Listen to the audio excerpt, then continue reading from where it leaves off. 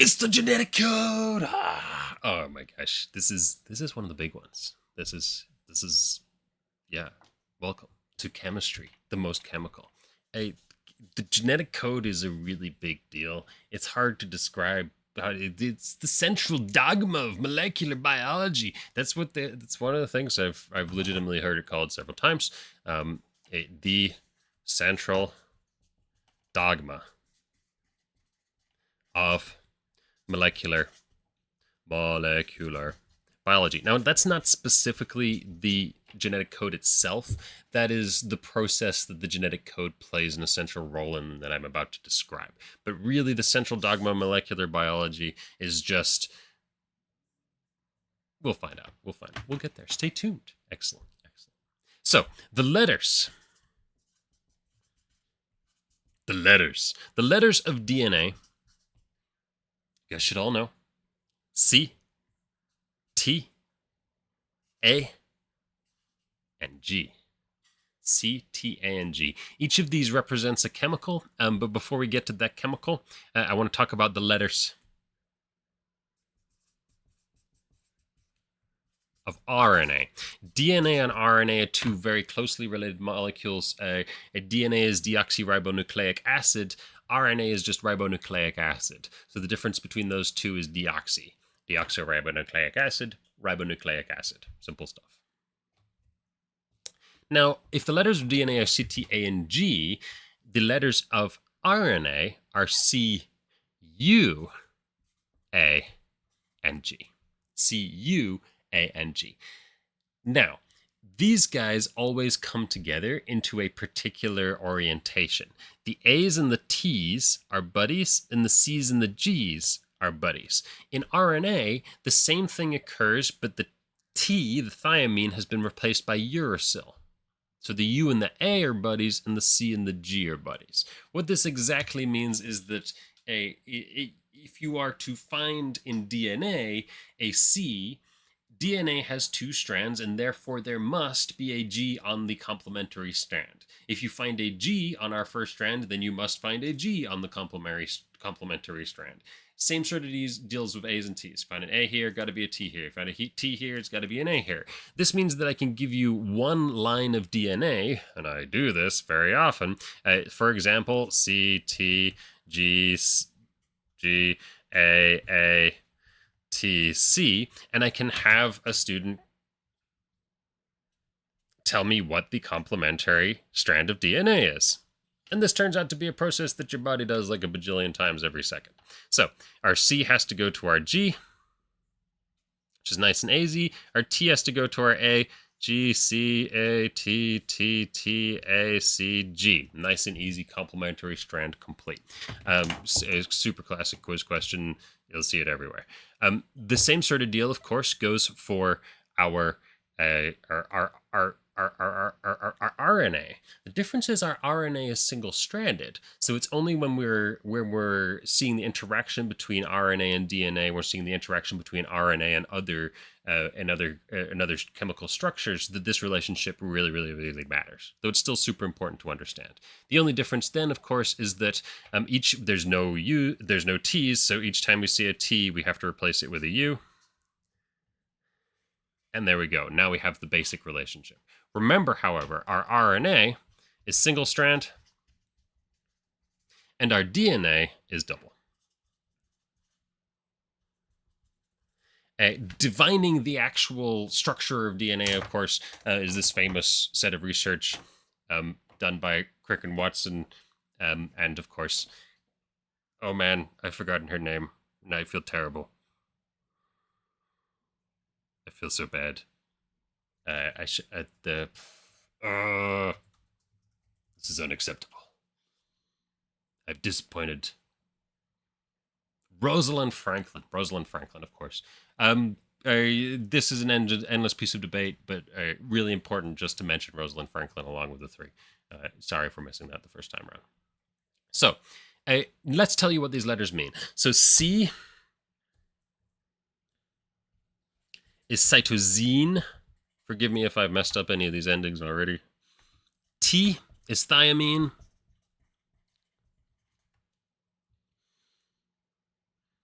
What should I do next? U, put it in the alt color, is uracil.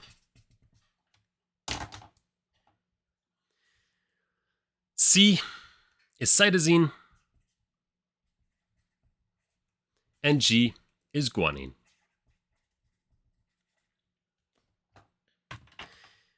If I am to draw a basic double strand of DNA, then I would probably give you guys something like this.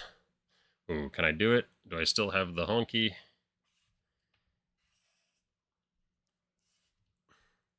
My art skills. Ah.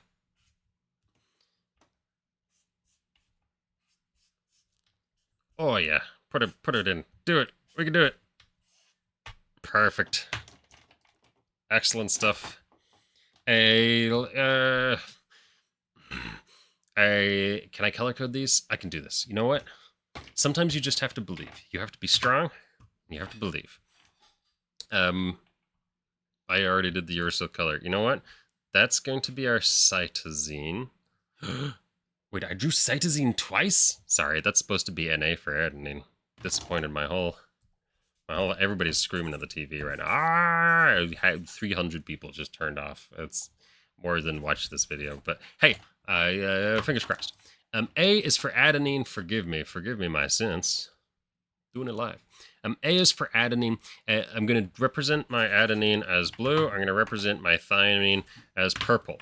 That means I can go through and I can start drawing blue. Let's say I want a blue here, I want a blue here, and I want a blue here, and you know what? I want a blue there as well. Everywhere I've got an adenine, there has to be a thymine, so I connect it up like so. Same sort of deal with cytosine and guanine. Each time there's a cytosine, there has to be a guanine. Each time there's a guanine, there has to be a cytosine.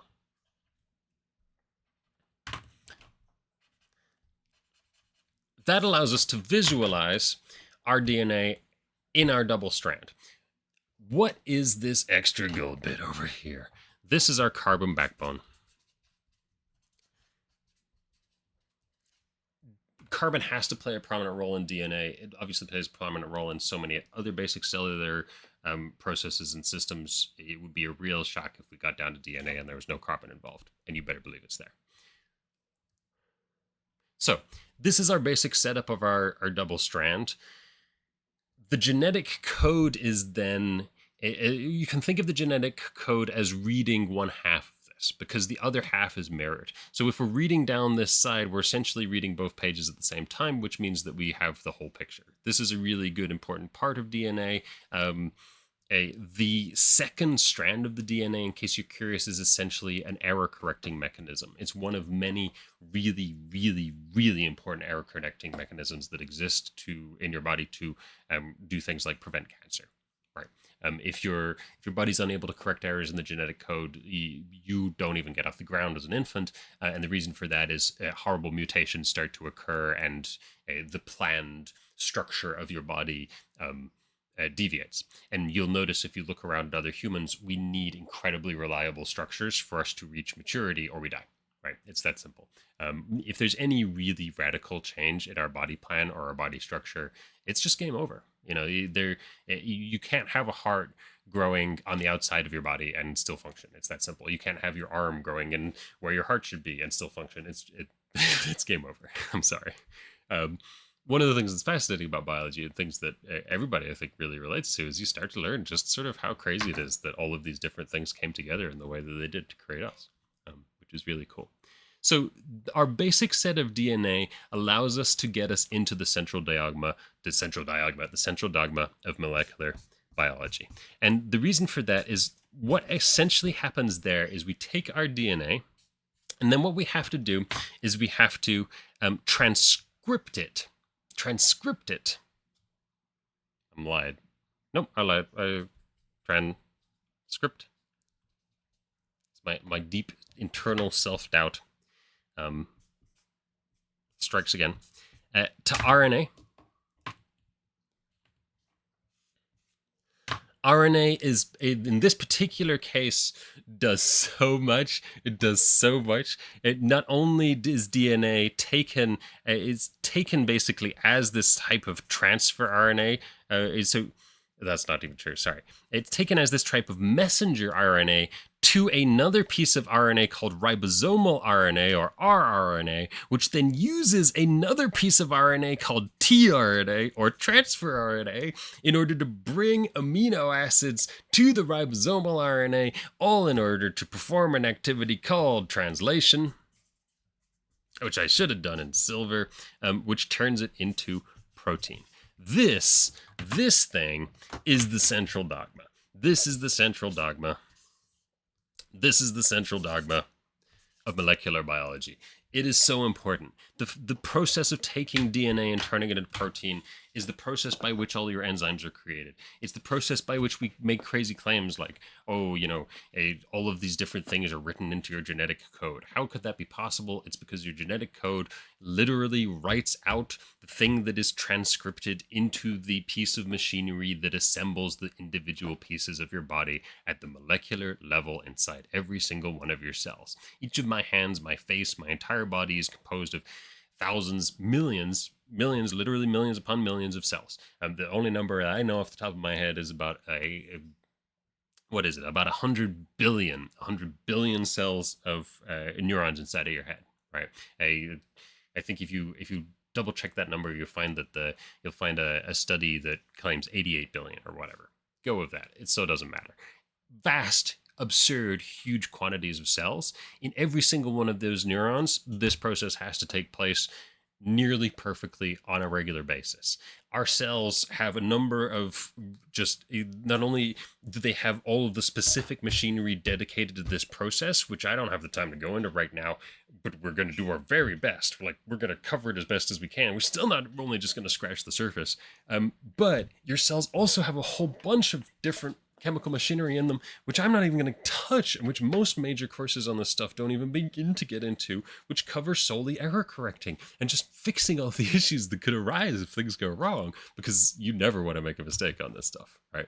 It's just that simple. So that's the genetic code. The genetic code is super cool. Now we have to dig a little closer into transcription and translation. Transcription and translation are magic. They are these two actually quite complicated processes that I'm going to summarize as best for you as you can, but they give you the essence of how this process is actually allowed to function. So let's jump into our next section here in transcription. Transcription. Transcription is a great time. Definition. Transcription, you should already know this, but it turns DNA into RNA. It has a specific pathway and has a specific way of doing things. We're going to take a moment to back out and recall that DNA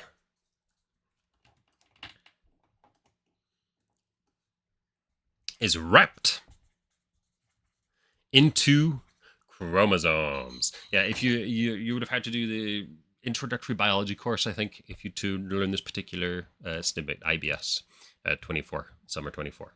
It's up there. Look for it. DNA is wrapped into chromosomes. Chromosomes. Sorry about that. That's a teacher sin. Should have gone to the next slide. Should have anticipated that. In order for a section of it to be copied,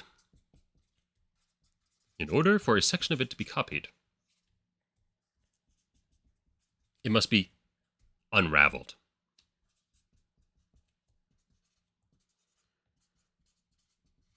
The chromosome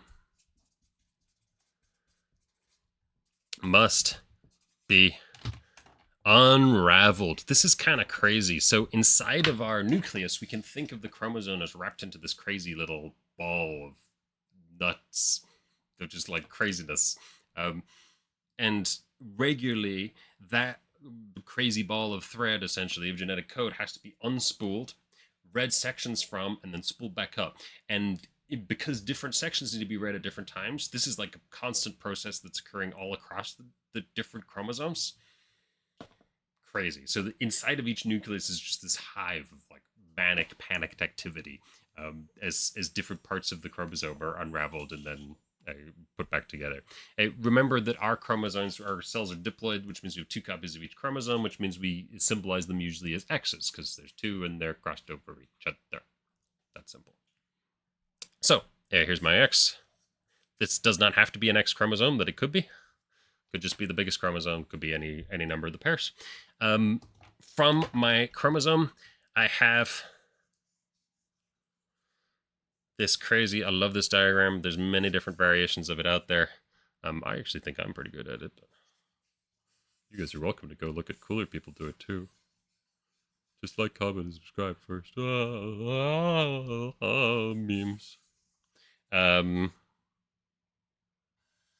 Yeah. Nailing it. So this is how we sort of represent that crazy tangle. So this is supposed to be nice double strands of DNA. Forgive me for not drawing each of my different colors here, but just doing my best to make it nice and pretty for you. This is our nice double strands of DNA. It's wrapped into this chromosome, which is very far off in the distance because obviously we need to zoom in quite close.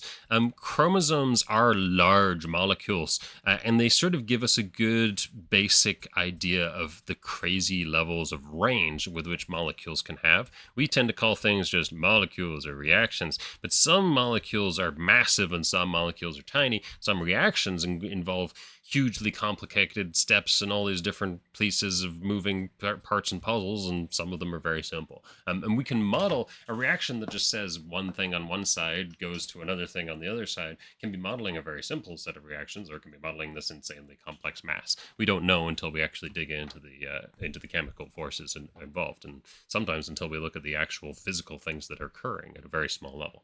So inside of here, what we have is essentially our list of different sort of DNA endings. And here I will, because I'm nice, I will stick to my immediately messes it up. Immediately. I was like, don't draw that line parallel. Drew it parallel. Classic. All right. There we go. Now I just have to not doof this up. Okay, no. I'm a smart guy. I can do this. Lining things up is a skill that I have. I can do art. I'm an art person. I'm an art man. Art man. Art man. Excellent. Okay. Don't do it again. Slime. Okay. I can do this. See, the confidence is building. Oh, lost a bunch of confidence when I forgot that. Tip is gentler than the others. All right. I think there. And I missed a spot there. So this is each of our individual, our adenines and our thymines, each of our individual sections of our genetic code here. And each of these are going to be lined up essentially with this big sort of unit, which is drawn in a number of different ways. I'm going to draw it like this big unit that comes along called RNA polymerase. Look at that unit. RNA polymerase is a really big deal. It's a really big deal. As you can see, it's called polymerase. It's called polymerase because it makes polymers. Yeah, and specifically, it makes one specific subset of polymers, and you guys already know that is RNA. This means that RNA is a polymer. It's a polymer because it's created out of a repeating set of subunits. Those repeating set of subunits are those bases that we've been talking about this whole time. Our uracil, our thiamine, yada yada. That isn't I suppose that's not totally technically speaking true because there's other repeating subunits attached to those. But if you use that as a stand-in for the whole molecule, then it makes a ton of sense. Okay. Yeah, hope people are with me. I'm never sure if I'm going too fast or too slow. This is one of the peculiarities of this medium, is I just sort of have to wing it.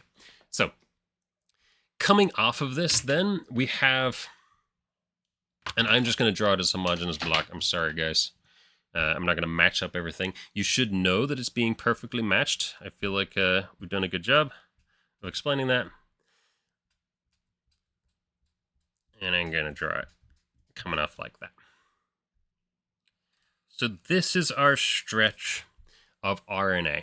And this is the RNA that is being generated by the RNA polymerase. It is creating lots of juicy, delicious RNA for us, which is really, really good because that's its job. How it does this is it essentially, it moves along the DNA, it unwinds the DNA at this particular location, and then it's sort of like, it uses a wedge structure to split it up, and then physically it looks like a wedge. You draw the diagrams of these later on, and from this wedge structure, it splits things up, and then there's another specific piece of machinery that brings in the appropriate bases, the uracils and the thymines and stuff to actually construct our RNA, and then essentially dumps that into another structure that actually is capable of polymerizing it together, of performing the RNA polymerase group. The extent to which all of this has been broken apart and the subunits have been named, I'm not totally sure. This is fascinating stuff, and I will at some point dig much deeper into it. But of course, most of my biochemistry and chemical knowledge is based around neurons, because that's the stuff that I'm most interested in and have done the most work on. So we have the constituents of RNA and of DNA in general are called nucleotides. So we have this flow of nucleotides just into our polymerase, and that's what's being used to create our RNA. We always think of our and this is going to be a piece of mRNA, essentially. And we always think of our cells as taking place in like the most luxurious of chemical conditions, essentially. They have everything that they need whenever they need it, because your body is beautifully designed to supply those things to it. This is the basics of transcription then. What you have is a chromosome being unraveled and a piece of DNA that is then copied by RNA polymerase into a piece of RNA. And that's our really important basic structure. Our RNA, or mRNA, messenger RNA, then has to go for a trip that might be short, might be long, to the ribosomes, to the rRNA nearby. At the ribosomes, it gets to perform something crazy called translation. Oh yeah. Translation. So translation takes place at the ribosomes. And the ribosomes are really the craziest, most magical part of this whole process.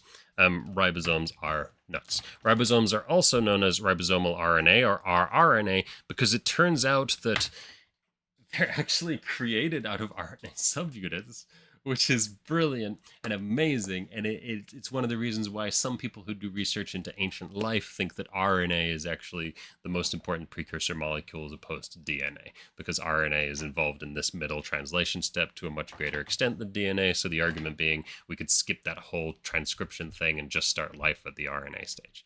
Story for another time, but a great story nonetheless. So ribosomes are made out of two subunits, a large one and a small one.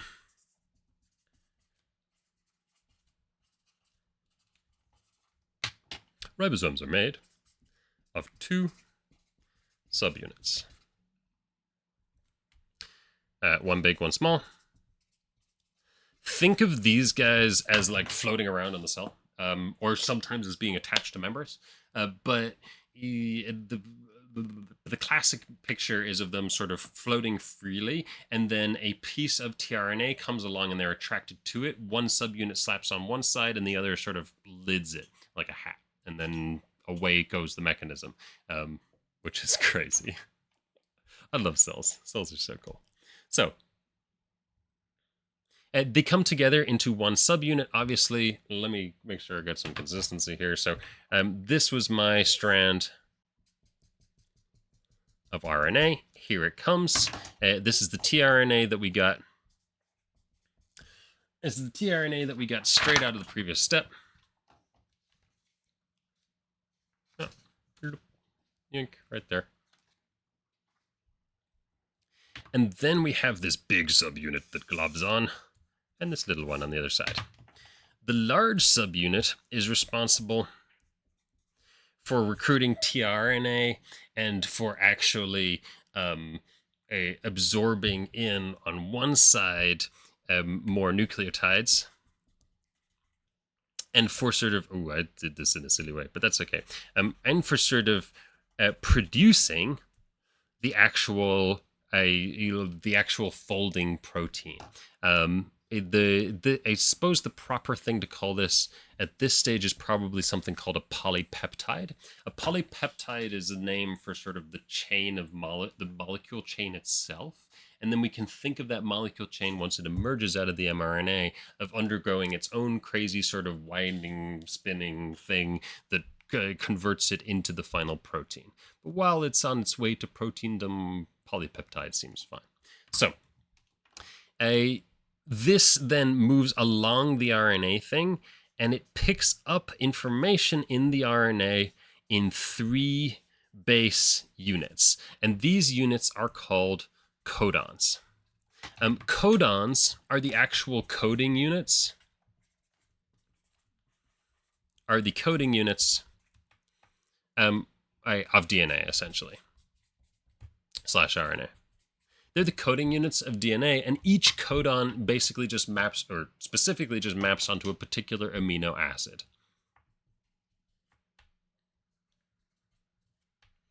Correlates. They're not unique, but don't worry about that.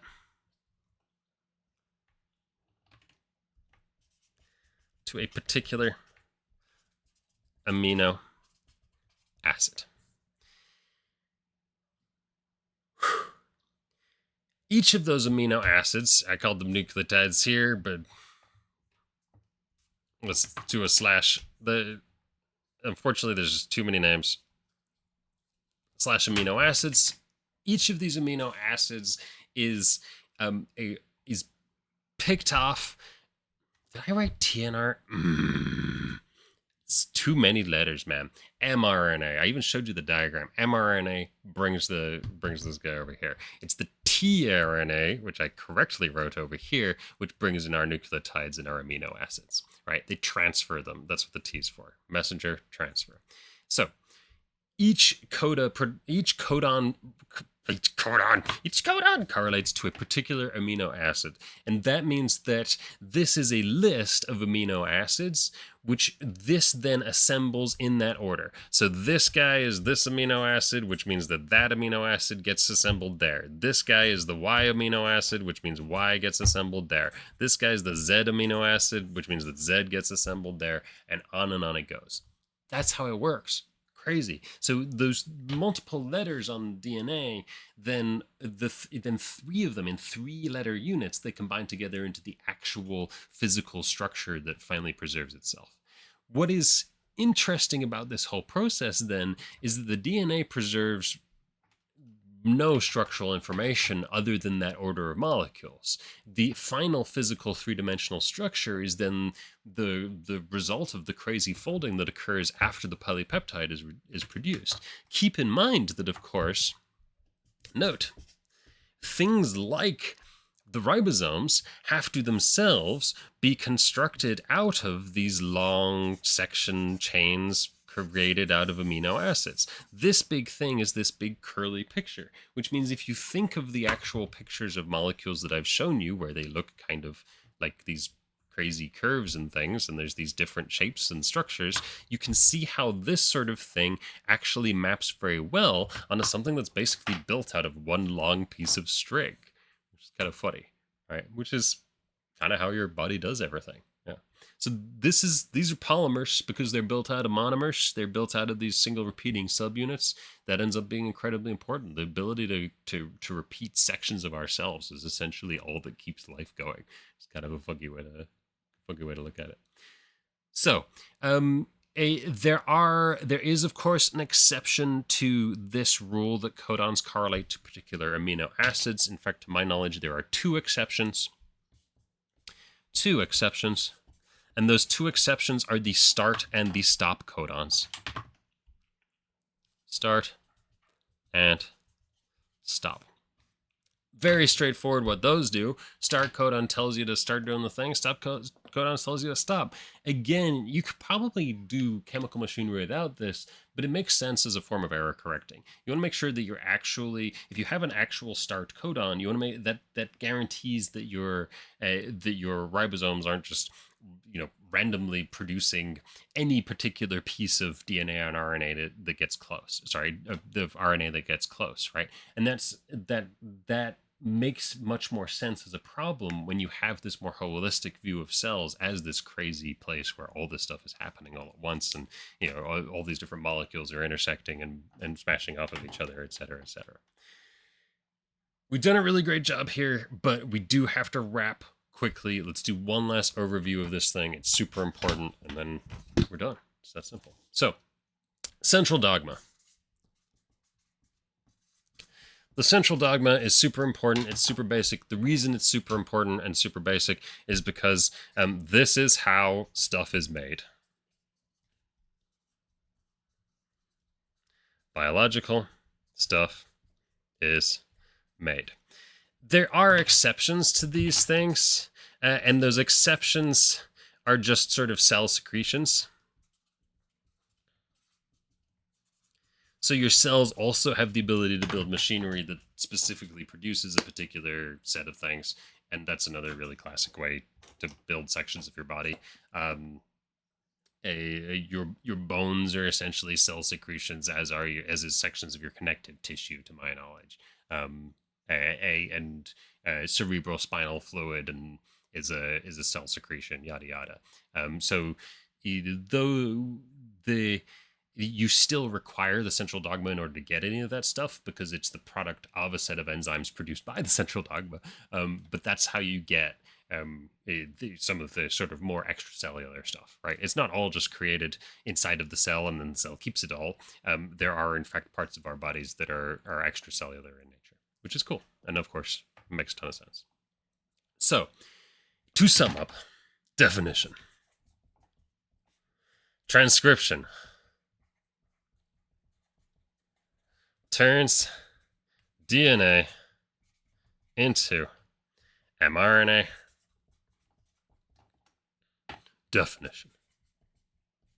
Translation turns mRNA into proteins using rRNA / the ribosomes. If you remember our ribosomes as being sort of on our endoplasmic reticulum, on our rough endoplasmic reticulum just outside the nucleus, this should make a ton of sense to you, right? It should be near where our mRNA is being produced, right? And it's being produced in the nucleus. So super, super, super sensible. Good job, buddy. Sorting things out. This gives us our overall picture of DNA, transcription,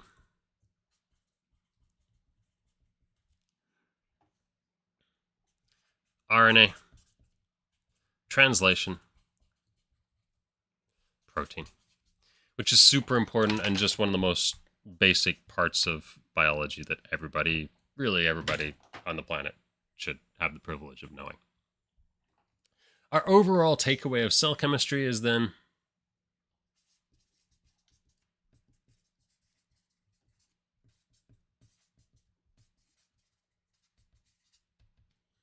you are cells, man. You are cells. Sure, there's some cell secretion in there too, but for all intents and purposes, you're cells. The same basic processes that keep you alive, your cells alive, keep everything alive.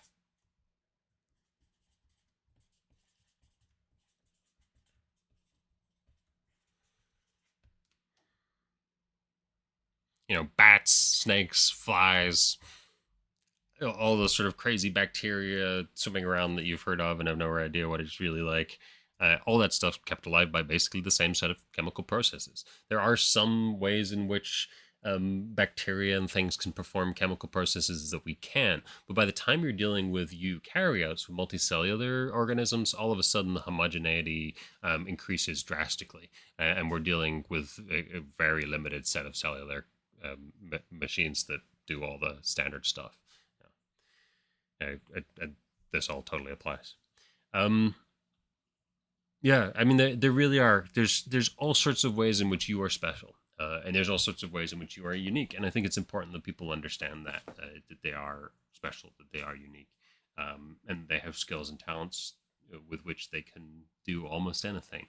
But but you can't get around these basic limitations in terms of what your world is made out of. You know, your cells are produced in particular ways, and there's no, in fact, there's nothing wrong with being grouped in with all the other creatures that exist in this way. In fact, it's something that's really magical.